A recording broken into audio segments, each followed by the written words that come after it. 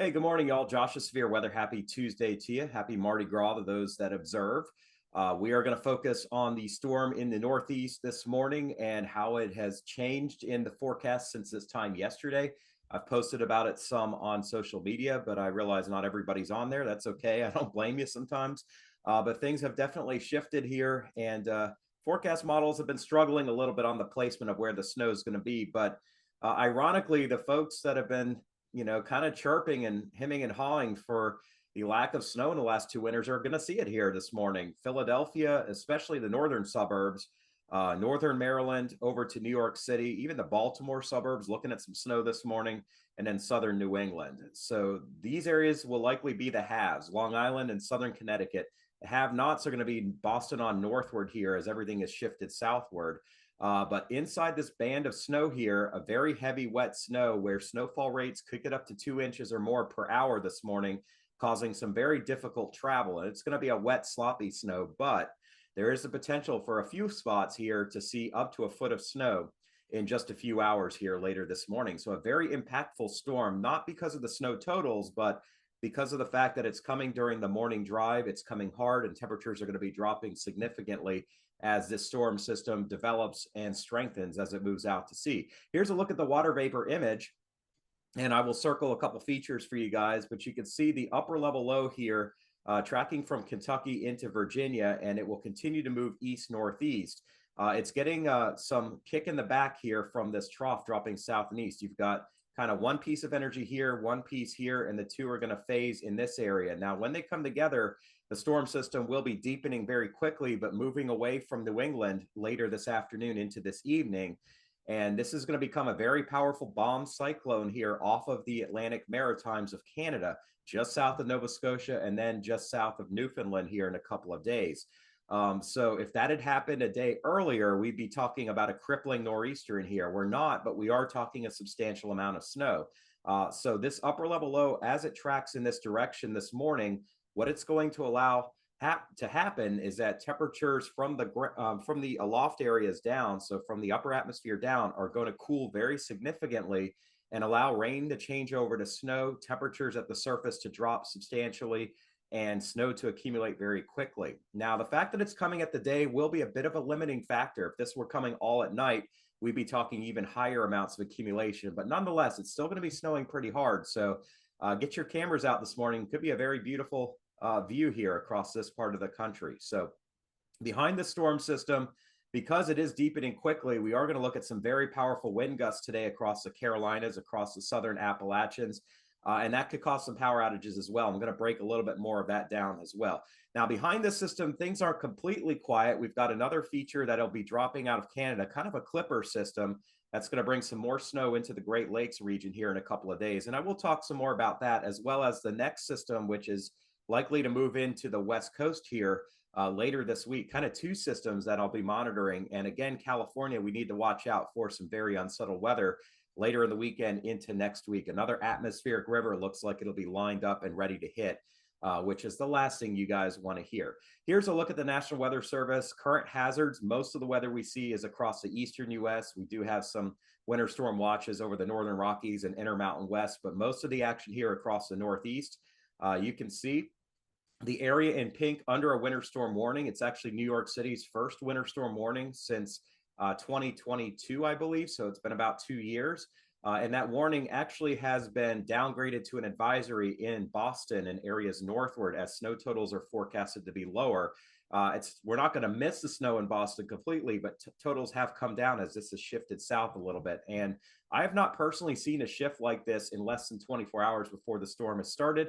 But the models have struggled with what's going on this winter. It's El Nino. There's a lot of factors in play. Things are not as easy to forecast as you would think. I tell people being a meteorologist isn't very easy. If it were, everybody could do it. Even those of us that are meteorologists are struggling. We can only do so much with the data that's in front of us. And I wish it were a slam dunk every time, but we've got to keep things interesting, I guess. That's just my personal take on it. You can feel free to disagree with me on that. That's fine. I'm a man and I can handle any criticism that comes at me, to be honest, because I'm not God, and I don't try to even play him. So anyway, moving on, we see the winter storm warnings from Western Maryland, West Virginia Panhandle on through South Central PA into Eastern Pennsylvania, just north of Philly. So Philadelphia is under an advisory, as well as Chester and Delaware counties, but you get up to Bucks and Montgomery counties, and they're under a winter storm warning. That's where the totals start piling up. Central Jersey, especially North Jersey, all of the 5 boroughs, all of the New York City tri-state area, Southern Connecticut, all of Rhode Island, and Southeastern Massachusetts, including the islands, including Long Island, are under a winter storm warning. And there are coastal flood advisories in here as well, and flash flood watches across Sussex County, Delaware, and the Jersey Shore. So a very impactful storm. Looking a little bit farther south, by the way, we do have wind advisories in effect across northern Georgia, across the northern 2/3 of South Carolina, almost all the Tar Heel State under a wind advisory. We actually have a high wind warning for the Blue Ridge region here into southwestern Virginia. And we also have wind advisories in effect for portions of Virginia, West Virginia, and the southern Delmarva Peninsula, the Eastern Shore region here. This is where winter storm impacts will be major. And it's tough to see here, and I apologize for that. But you see these areas of red, they are piling up on the north side of New York City, over to central Long Island, Suffolk County, and eastern Nassau County, southern coast of Connecticut, up through the Providence, Rhode Island area into parts of Massachusetts. Again, this is just a product that the National Weather Service Weather Prediction Center puts out. I wouldn't get too carried away with the difference between moderate and major. All of you guys are going to be dealing with a plowable snow here today, and one that's going to cause some major travel issues. We've seen storms like this where it quickly changed over to wet snow and caused shutdowns of highways. We saw that right after New Year's 2022 in Northern Virginia. So it's not going to take a lot. It's going to be a very quick, impactful storm system, and impacts all the way back into central PA, into Western New York in the next couple of days, into Northwestern Virginia. Even the DMV area will have some limited impact from this storm, especially when you get north and west of the Beltway. That's where things are going to start to pile up, Baltimore included as well. Here's a look at the NAM model, and I will show you guys kind of the time steps on this. And oh man, there it is. Okay, here's the slider. So this is 7 a.m. this morning, and you can see in here kind of a wintry mix from Philly up to Long Island. A little bit of rain being modeled here on the south coast of Long Island, but here's where the snow is starting to pick up. We're seeing it across northern Maryland, eastern West Virginia, and right on through the Lancaster region, Lebanon, right up to north and west of Philly. See these purples in here? These indicate areas of snow falling at a couple of inches per hour at 7 in the morning. As we time step it forward to 8 a.m., we see snow rates picking up in the northern suburbs of Philadelphia, near Baltimore, even up to Westminster, up to Gettysburg, and then all the way into southwest Connecticut. This is 9 a.m. this morning. We see snow rates picking up in Philadelphia and all the way up into the New York City area. 10 a.m. New York City will likely be getting hit hard with heavy amounts of snow. Snow will pick up in Rhode Island, across Connecticut, across most of Massachusetts, south or central and southern Massachusetts, especially south of 90. And we could even see some snow falling fairly heavily across parts of Delaware here and eastern Maryland at the very back end of this. It won't be a lot, but it'll come down hard for about an hour or two here. So this is 10 a.m. this morning. Here's 11 a.m. Still snowing around Philly, starting to let up in DC and Baltimore by 11 a.m., and snow picking up from Boston on southward. Long Island could see some very heavy snow here around 11 to lunchtime. In fact, we see this little mesoscale band here that could put down 2 to 3 inch per hour snow rates as temperatures drop, as this storm begins to strengthen off the coast. This could bring some pretty nasty snow into the Hamptons and all the way up into Rhode Island here around lunchtime today. Snow should let up around 1 in the afternoon around New York City and on westward, still coming down pretty hard across Long Island, but the heaviest snow shifts over to southeastern Massachusetts, Cape Cod, and the islands as this low tracks just here south. At this time, I think roads will start getting snow covered from Boston on south. Providence definitely will see this heavy amount of snow, and it continues until about 2 or 3 in the afternoon, and then begins to let up around 4 or 5, and then it'll start moving into Nova Scotia here after that. Maine looks like it'll miss out on most of this snow. We may see a little bit across southern New Hampshire, but not a lot to write home about as the storm has shifted south. A few days ago, it looked like a pretty substantial snow across this area, but a 50-mile shift makes a big world of difference and brings higher amounts to more than 50 million Americans, lower amounts to the other 10, I guess, if you want to talk about it that way. But anyway, this storm will let up, but winds will be cranking as this low deepens. We're going to see substantial wind this afternoon into this evening. across southeastern Massachusetts. I'll show you a little bit more of that. We'll also see some pretty nasty wind across Nova Scotia as the snow continues to fall through this evening and then lets up overnight tonight. It'll turn a lot colder here behind our storm system. Lots of wind tomorrow coming in from eastern Canada, a shot of another wave of unseasonable cold weather. As we get to Valentine's Day tomorrow, great day to stay inside, run the fire at the fireplace and cuddle up with your loved one if that's what you do.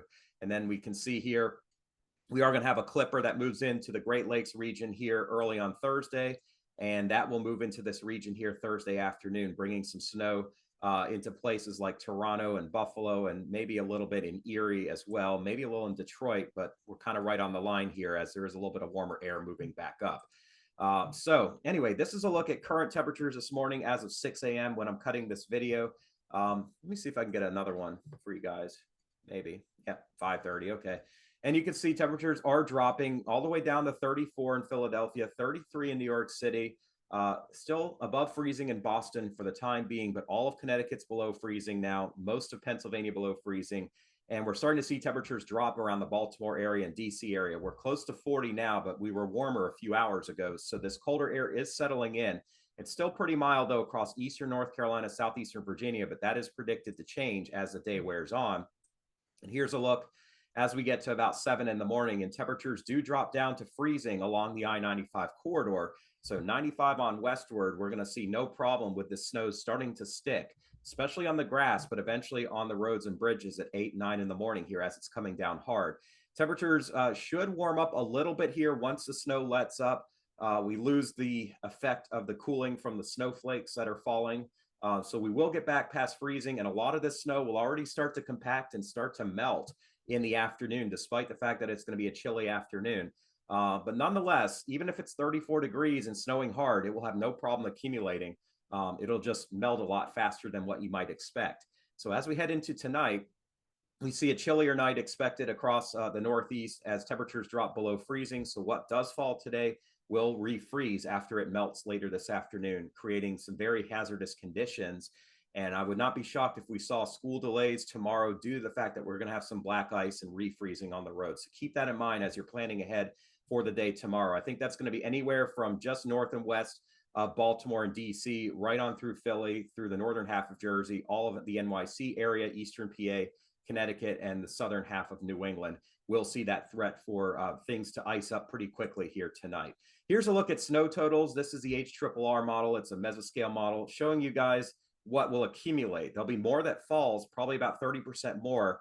So technically, we may see 6 inches in Philly, but only 3 or 4 sticks to the ground. Actually, this is showing 2.8 in Philly. I know you can't see that. But when you get north of Philly into Bucks County, we're already up to 6 to 7 inches in upper Bucks. So a pretty good gradient in snow totals based on the fact that it's colder farther north and west. Even around Westminster, Maryland, Carroll County, Howard County, we're looking at the potential to see more than 3 inches here, a few inches in eastern parts of West Virginia. Even DC to Baltimore has the chance to see around an inch or 2 of accumulation, and portions of central and northern Delaware could pick up a couple of inches, with the highest amounts near Newark and over here into the northwestern corner of Newcastle County. So that's the mid-Atlantic area. We are going to see some snow falling along with strong winds here. Places like Beech Mountain and Sugar Mountain and Grandfather Mountain. Accumulations, generally speaking, going to be a couple of inches or so here. Some of this will continue into the early evening before it lets up. And then here's a look at the southern portion of New England and the New York City tri-state area. And again, this is how much will actually accumulate. More will fall. But right now, this model is showing the potential for 4 inches in Central Park, but 6 inches in the Bronx, 7 inches in places like Elizabeth over into Bergen County. Maybe locally 8 inches will actually fall and stick. We'll probably see over a foot here, but a lot of that's going to struggle to accumulate for a while, even though temperatures are dropping. So keep that in mind.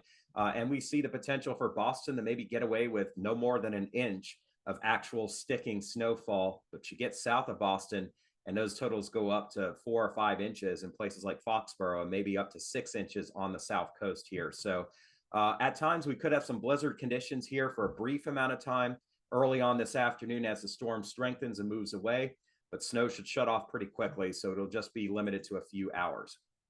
Here's a look at the European model looking at Atlantic Canada. And we will see snow moving into Nova Scotia around 4 or 5 o'clock this evening, picking up in intensity, and the potential by tomorrow afternoon to see, generally speaking, 5 to 10 centimeters of actual accumulation of snow, a little bit higher amounts on Cape Sable. Now, these totals, or Sable Island, these totals have actually come down somewhat as the shifting of the low has been south and east. So PEI is only going to see a few centimeters. If you looked at it a few days ago, that is a huge drop off in what we were expecting. Southeastern Newfoundland, Cape Ray still has the potential to see a pretty good amount of snow tomorrow night, and first thing on Thursday, with totals potentially getting between 20 and 25 centimeters of fresh snow. That's going to be the place that gets the most snow out of the storm, Atlantic Canada, as it is finally getting its act together, but moving away at that point. Here's a look at the GFS model, and you can see that happening. See this area of purple? That is the intense snowfall, and we see a little bit of it this morning on Long Island and in southern New England. But we see more of it just off the coast of Nova Scotia tonight, and then picking up across Newfoundland for a brief amount of time before some mixing with rain.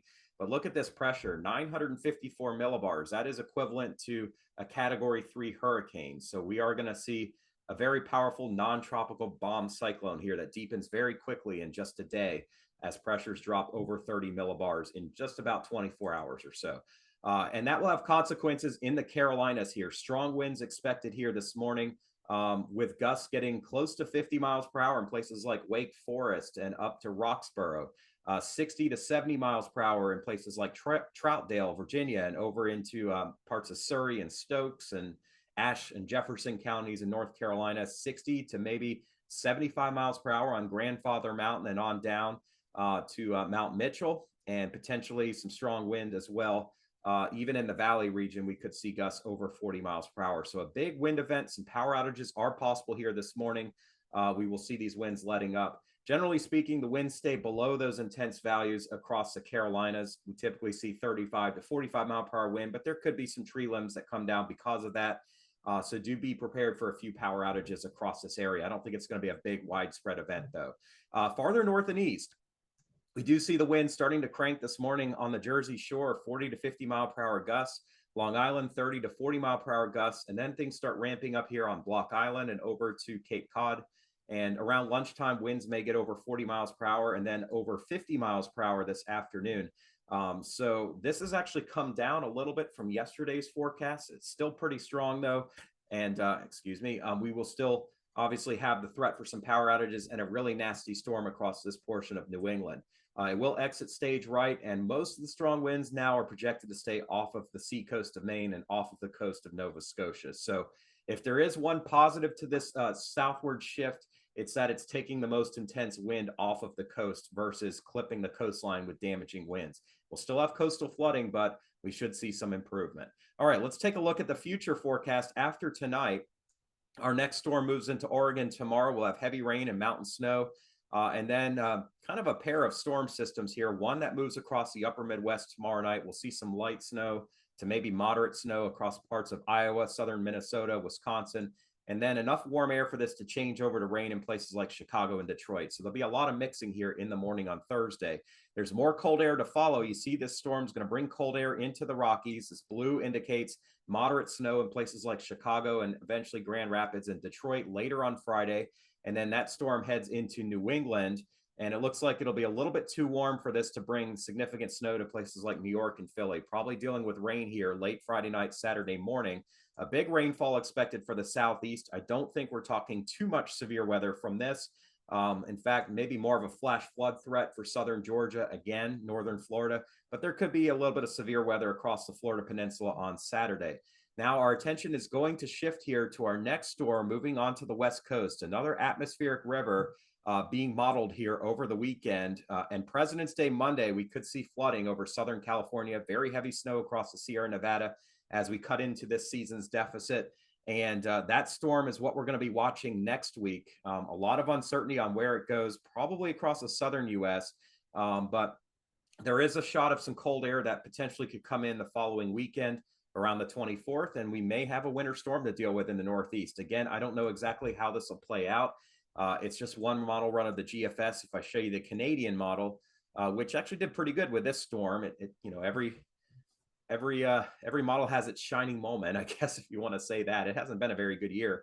The Canadian does drop the colder air down this weekend with some light snow potential in the mid-Atlantic region. The GFS is not showing that, but it's not a big snowfall. In fact, it's got heavy rain across Florida Sunday and Monday, staying unsettled across the Bahamas and Bermuda.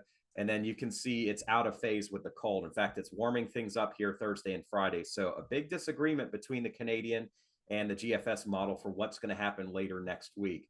That will be what I get to deal with here in the future. Here's why.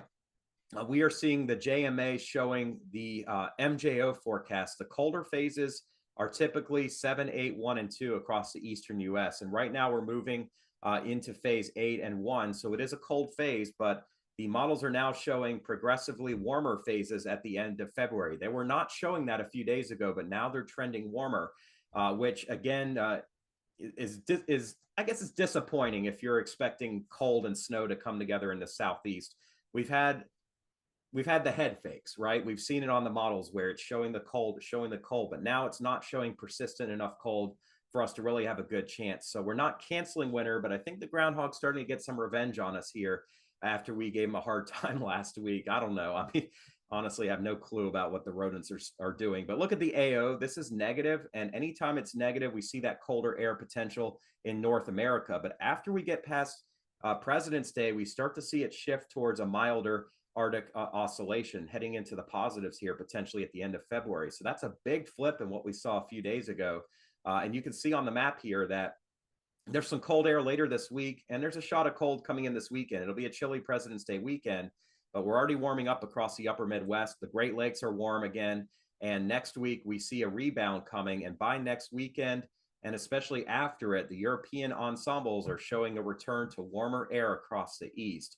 And this is breaking news. We did not see this in the modeling a couple days ago. It could still change, but the trend is definitely not our friend. In fact, it's got all the nastiness out west and brings us back to more seasonable weather with a good chance we're going to see more pollen buildup here in the southeast here later in the month of February. So hate to be the bearer of bad news for winter weather lovers, but this does not look great for us here. As we get to the weekend, we do see this potential for maybe a little bit of wintry weather in the southern and central Appalachians, a small chance for the Northeast and Mid-Atlantic region outside the mountains. But take a look at next week. Other than the Northeast and the West, we just don't have great chances to see significant amounts of snow.